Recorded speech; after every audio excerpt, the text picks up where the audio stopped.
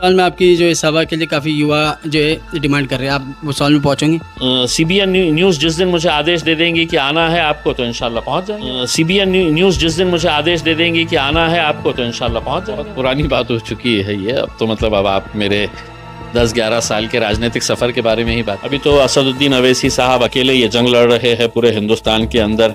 हम छोटे से उनके सिपाही है, हम महाराष्ट्र के अंदर कोशिश कर रहे हैं विपक्ष का रोल अदा करने के लिए। उसमें अब उसमें कितनी कामयाबी मिल रही है हमें पता नहीं है, इसका जवाब आप ही दे सकते हैं, लेकिन हम लड़ रहे हैं। एक बार फिर से आपके चैनल के ज़रिए बताता हूँ कि मुसलमानों की क़यादत जो इस मुल्क से ख़त्म हुई है उसके लिए कोई गैर जिम्मेदार नहीं है। हमारे ही अपने लोग हैं जो अपने ज़ाती मफाद की खातिर इलेक्शन के वक्त कौम का धंधा करते हैं। तो हमारे पास भी ऐसे कुछ बिकाऊ लोग थे जो मैदान में उतरे और भाजपा वालों से पैसा लिए।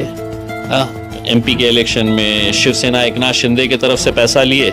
उनका ईमान, धर्म, मजहब से पैसा होता है। इंशाल्लाह हिंदुस्तान की राजनीति के अंदर अब बिहार के नतीजे बता देंगे कि मजलिस वहाँ पर किस मुकाम के ऊपर जा पहुँची है इसमें, और अपनी किस्मत आजमाना चाहिए उसमें। मैंने किस्मत आजमाया तो एमएलए बन गया, किस्मत आजमाया तो एमपी बन गया है।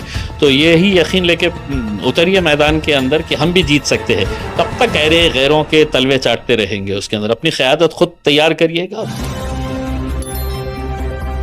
नमस्ते, आदाब, मैं anchor Divya Kamble CBN news 18 में आपका स्वागत करती हूँ। अब सीबीएन न्यूज़ 18 में आपका स्वागत है दोस्तों, मैं आपका मजहर शेख। दोस्तों आज हम औरंगाबाद शहर में पहुंचे और आप देख सकते हैं हमारे बीच में जो है पूर्व एमपी, पूर्व विधायक इम्तियाज़ जलील साहब है।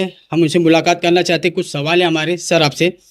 सर सबसे पहले तो आपकी 24 साल की पत्रकारिता छोड़कर आप राजनीति में आए, तो आपको पत्रकारिता छोड़ने का आपका क्या मकसद था और राजनीति में आने का क्या आपका उद्देश्य था? जो बहुत पुरानी बात हो चुकी है ये, अब तो मतलब अब आप मेरे 10-11 साल के राजनीतिक सफ़र के बारे में ही बात करिएगा। उसमें अब देखिए आज जो मुल्क के और महाराष्ट्र के अंदर जो हालात है उसे देखते हुए कहीं ना कहीं हमको अपनी सियासी क़यादत खड़ी करनी पड़ेगी। उसी इरादे से आए थे और अल्हम्दुलिल्लाह औरंगाबाद की आवाम ने साथ दिया। एमपी भी बन गए, एमएलए भी बन गए है उसमें।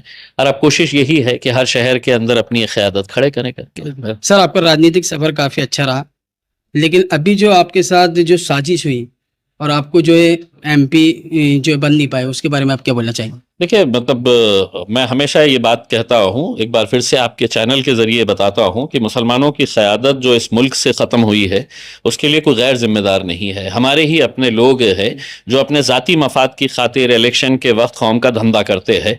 तो हमारे पास भी ऐसे कुछ बिकाऊ लोग थे जो मैदान में उतरे और भाजपा वालों से पैसा लिए। एमपी के इलेक्शन में शिवसेना एकनाथ शिंदे की तरफ से पैसा लिए। उनका ईमान, धर्म, मजहब से पैसा होता है इसमें, और वो यही काम करते हैं। इसके बावजूद भी अल्हम्दुलिल्लाह मुझे इस बात की खुशी है कि जीत और हार का जो फ़र्क था वो बहुत ज़्यादा नहीं था। यानी कि इसका मतलब ये है कि आवाम ने पूरी तरह से, पूरी ताकत के साथ हमारे साथ जुड़ी थी। अब ये बिकाऊ लोगों को जब तक ठिकाने नहीं लगाएंगे, ये नासूर बन चुके हैं कौम के लिए। उसमें आज इम्तियाज़ जलील है, कल नहीं रहेगा, कल कोई दूसरा जना आएगा उसमें, लेकिन ये बिकने और बेचने वाले लोग जो है ये हमेशा मौजूद रहेंगे, कौम का सौदा करने वाले लोग। तो इनसे सतर्क रहने की ज़रूरत है। सर एक सवाल और, मुस्लिम समुदाय के लिए आपके अनुसार सबसे बड़ा मुद्दा कौन सा है? शिक्षा का है, बेरोजगारी का है, या सुरक्षा का है? मुस्लिम क़यादत का है। हमारे सारे मसलों का हल जो है वो आपके पॉलिटिकल एम्पावरमेंट का है। जब आप विधानसभा में जाएंगे, जब आप लोकसभा में जाएंगे, जब आप महानगर पालिका में अपना झंडा लगाएंगे, ज़िला परिषद में पहुंचेंगे, तो ये सारे मसले जो है वो वहीं पे हल होते हैं। अगर वहाँ पे आपकी आवाज़ ही नहीं है, वहाँ पे आपका बोलने वाला ही कोई नहीं है, तो फिर आपके ये मसले जो है वो वैसे के वैसे। तो सबसे बड़ा मुद्दा जो है वो हमारे सियासी क़यादत का, हमारे पॉलिटिकल एम्पावरमेंट का, वो जिस दिन हमारे हाथ में आ जाएंगे हम राजा बन जाएंगे। सर एक सवाल हो, आपको क्या लगता है कि एमआईएम जो पार्टी राष्ट्रीय स्तर पर मजबूत विपक्ष की भूमिका निभा रही है? अभी तो असदुद्दीन अवैसी साहब अकेले ये जंग लड़ रहे हैं पूरे हिंदुस्तान के अंदर। हम छोटे से उनके सिपाही है, हम महाराष्ट्र के अंदर कोशिश कर रहे हैं विपक्ष का रोल अदा करने के लिए उसमें। अब उसमें कितनी कामयाबी मिल रही है हमें पता नहीं है, इसका जवाब आप ही दे सकते हैं, लेकिन हम लड़ रहे हैं। सर एक आखिरी सवाल, आप आज के युवाओं को क्या मैसेज देना चाहेंगे और राजनीति में आने के लिए आप उनको क्या संदेश देना चाहेंगे? देखिए पॉलिटिक्स में अगर अच्छे लोग नहीं आएंगे तो जो मौजूद है उन्हीं के साथ दुकानें चलाना पड़ेगा उसके अंदर। तो अच्छे पढ़े लिखे लोग, समझदार लोग भी राजनीति के अंदर आना चाहिए और अपनी किस्मत आजमाना चाहिए उसमें। मैंने किस्मत आजमाया तो एमएलए बन गया, किस्मत आजमाया तो एमपी बन गया है।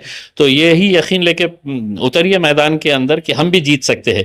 कब तक गैरों के तलवे चाटते रहेंगे उसके अंदर? अपनी क़यादत खुद तैयार करिएगा उसमें। सर अभी बिहार में इलेक्शन चल रहे हैं, वहाँ की राजनीति को लेके क्या कहेंगे आप? देखेंगे इंशाल्लाह हिंदुस्तान की राजनीति के अंदर अब बिहार के नतीजे बता देंगे कि मजलिस वहां पर किस मुकाम के ऊपर जा पहुंची है। इसमें सवाल में आपकी जो है सभा के लिए काफी युवा जो है डिमांड कर रहे हैं, आप वो सवाल में पहुंचेंगे?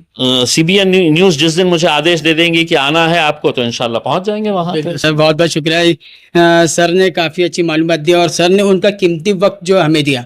आगे की जानकारी के लिए आप हमारे साथ बने रहिए और देखते रहिए CBN News 18। नमस्कार, आदाब। Hello everyone, do you want to improve your child's grammar, spoken English and writing skills? We offer the best English tuition classes in Bhusawal at AK Tuition Classes.